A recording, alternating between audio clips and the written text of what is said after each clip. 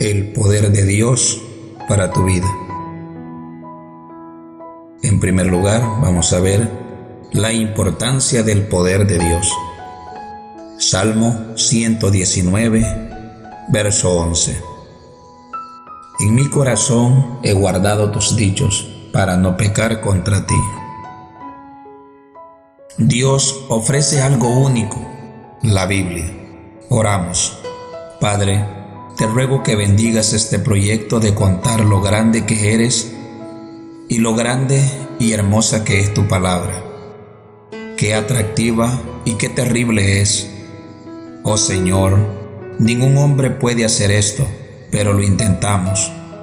Toma nuestros pececillos y nuestro pan, pártelo y distribúyelo, Señor, porque no somos más que unos niños que te entregan una costilla de mimbre con un poco de comida. No basta para todos, oh Señor. Parte esos alimentos y multiplícalos.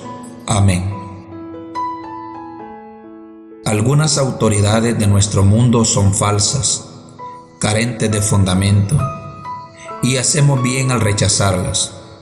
Con gran satisfacción deseo señalar a la única autoridad religiosa, la autoridad suprema que ostenta Dios. Dios Todopoderoso ejerce esa autoridad suprema por medio de su palabra y de su Hijo.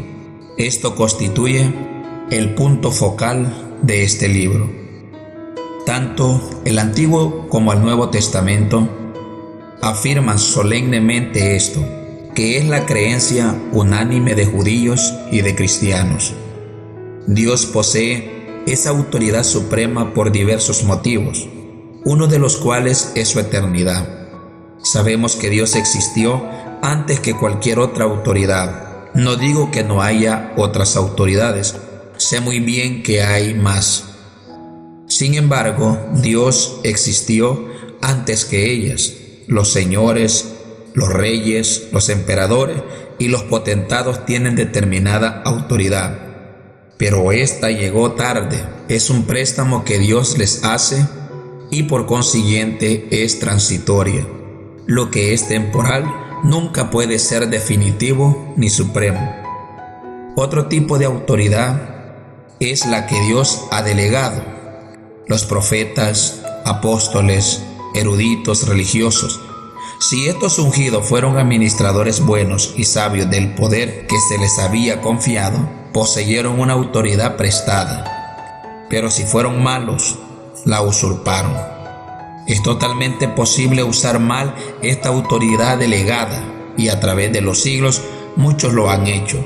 Los obispos dicen, no hagan esto y lo otro, y quienes se someten a su autoridad no osan hacerlo.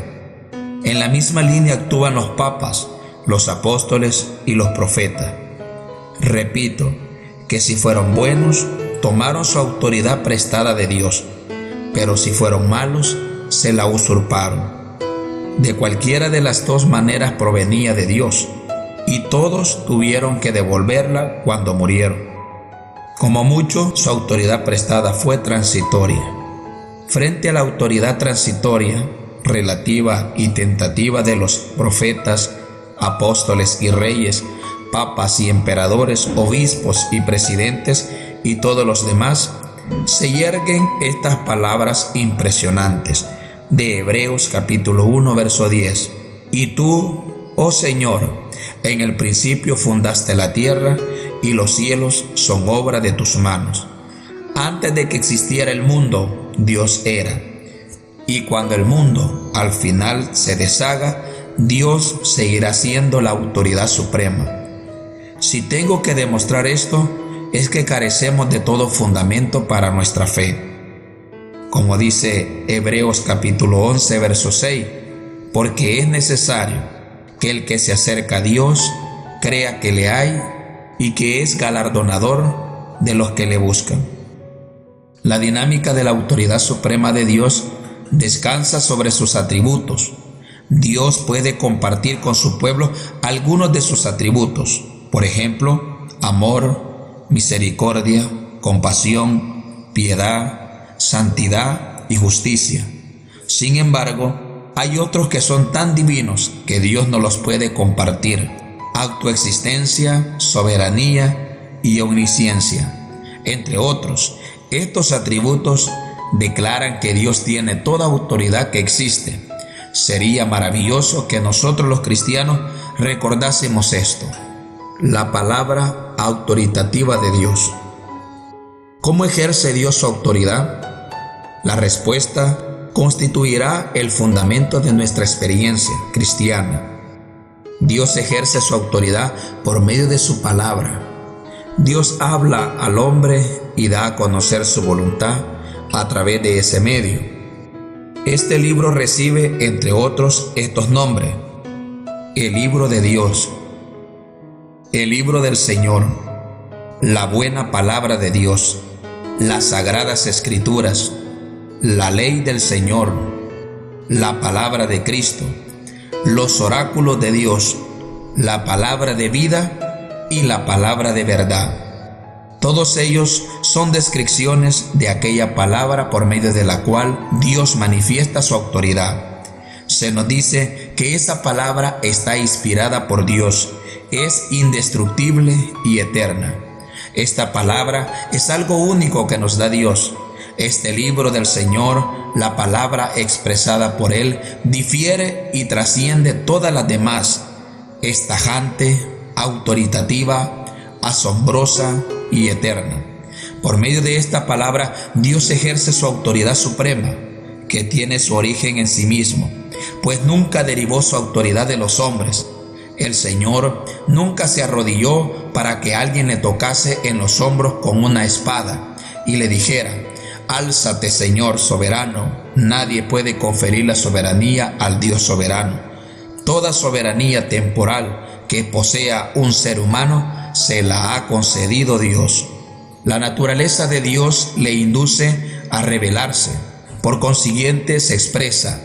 Lo que nos dice nace en la mente de un creador infinito, penetrando luego en la mente de una criatura finita.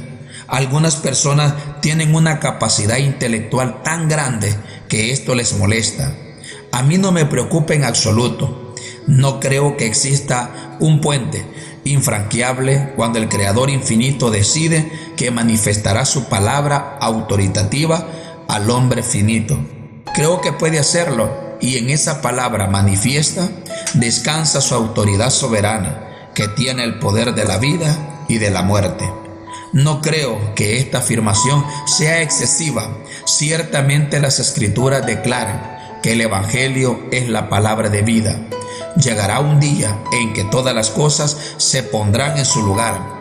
Cada i recibirá su punto y no dejará de cumplirse ni una jota ni una tilde de la poderosa palabra de Dios. El Señor nunca pronuncia palabras frívolas ni nada que no esté acorde con su carácter y su naturaleza.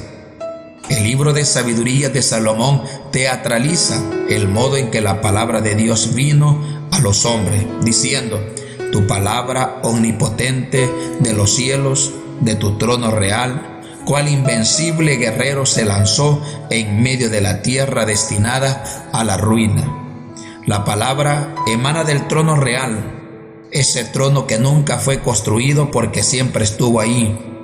Es el trono en el que se sienta el Dios poderoso, todopoderoso.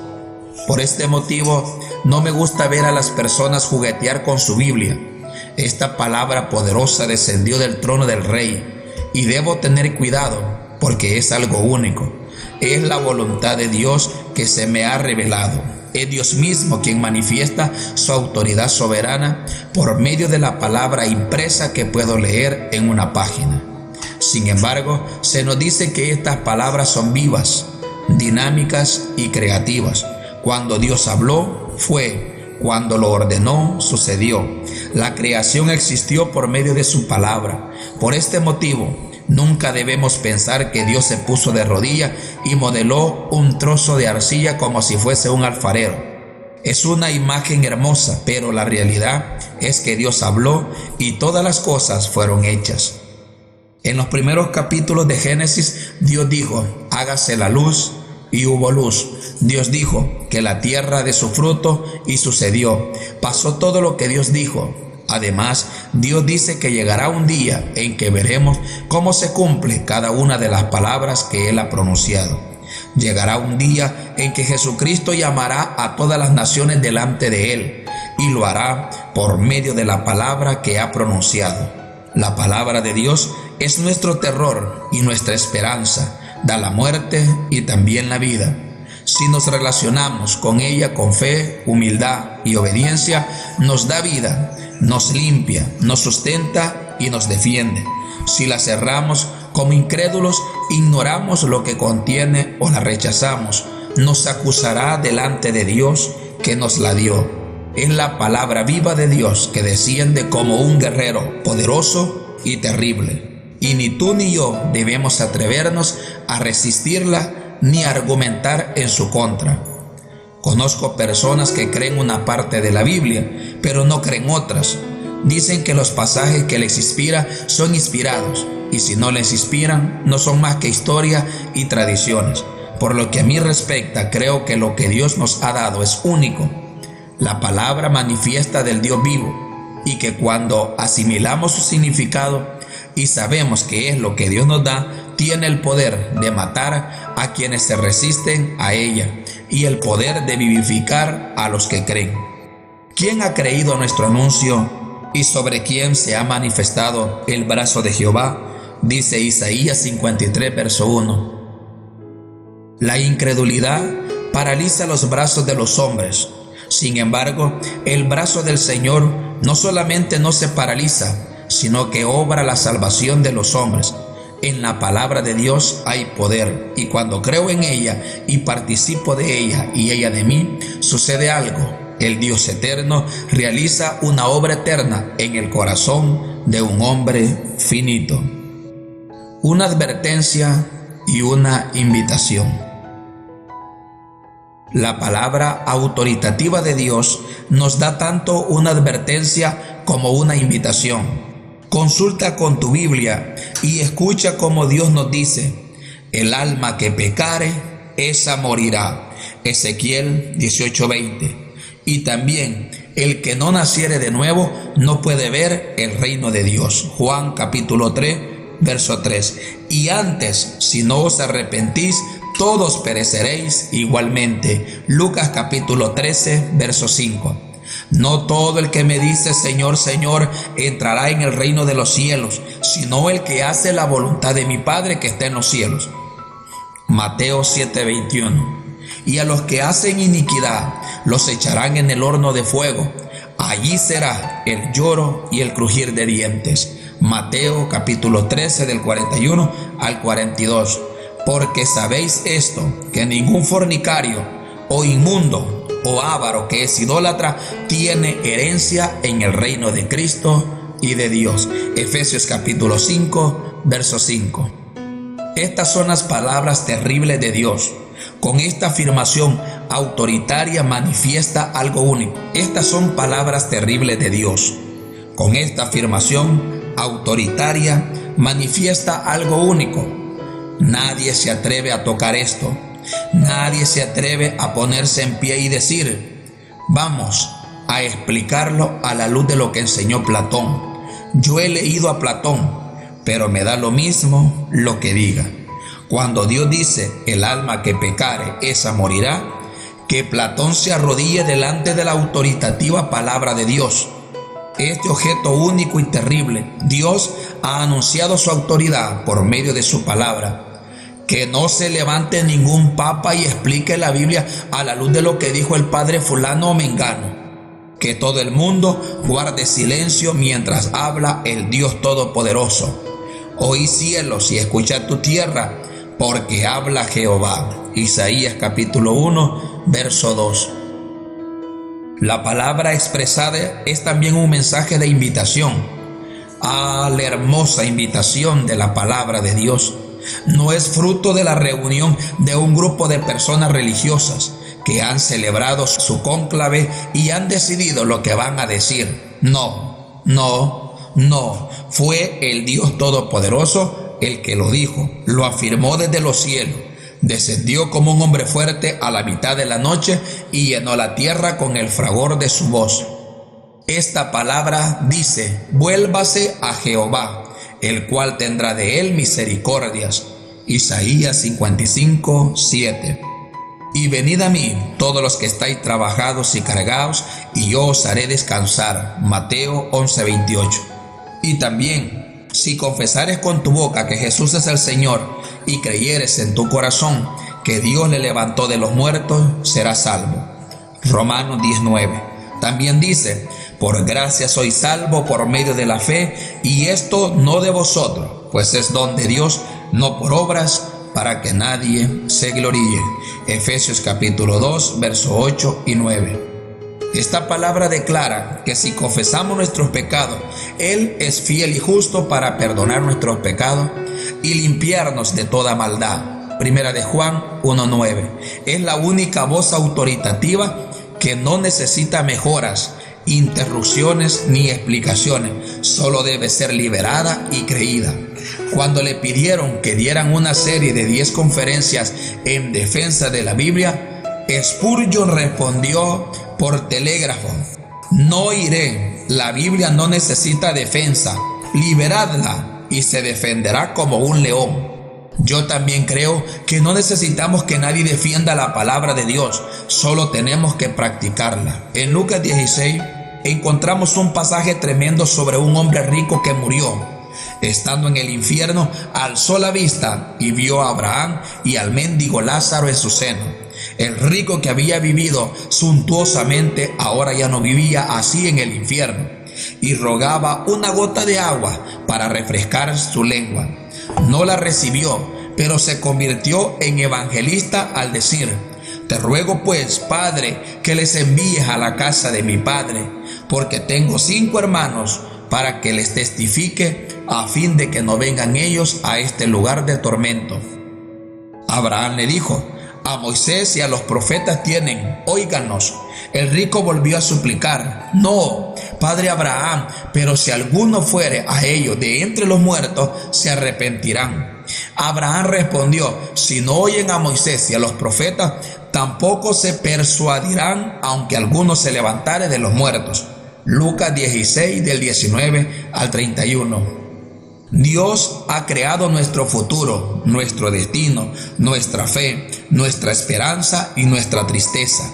Lo ha hecho para el mundo entero y por todos los incontables siglos venideros. Dios lo ha hecho todo vinculándolo con su libro. Esta palabra de Dios, a discreción del Espíritu Santo, es el poder en la vida del creyente y no hay que discutirla. Dios habla con autoridad y nadie tiene ningún derecho a decir: eso no me lo creo. Muy bien, sigue tu camino, pero la palabra del Dios vivo sigue resonando en este mundo, destruyendo lo que no redime. En aquel día terrible en que Dios sacudirá todo lo que se pueda conmocionar, esta palabra viva, vibrante, temible, poderosa y eterna destruirá todo lo que no sea redimido. Yo por mi parte quiero estar en el bando de los redimidos. Muchas veces me arrodillo leyendo el capítulo 54 de Isaías y dejo que ese mensaje único de Dios me hable al corazón. Dejo que esa palabra terrible me hable y la escucho hacerlo con una voz que penetra hasta lo más profundo de mi ser. ¿Quieres saber cuándo pueden apartar el amor de Dios de las personas que le buscan? ¿Quieres saber cuándo pueden cancelar el pacto de la gracia salvadora de Dios para el hombre que confía en Él? Ese momento nunca llegará, aunque los montes se trasladen y deje de existir el mar. Dios ha dicho que nunca apartará esa misericordia, porque la misericordia de Dios es eterna y permanece fiel para siempre. Estas son las palabras de Dios, el medio por el que el Espíritu Santo nos lleva a someternos por completo a la santidad de un Dios santo.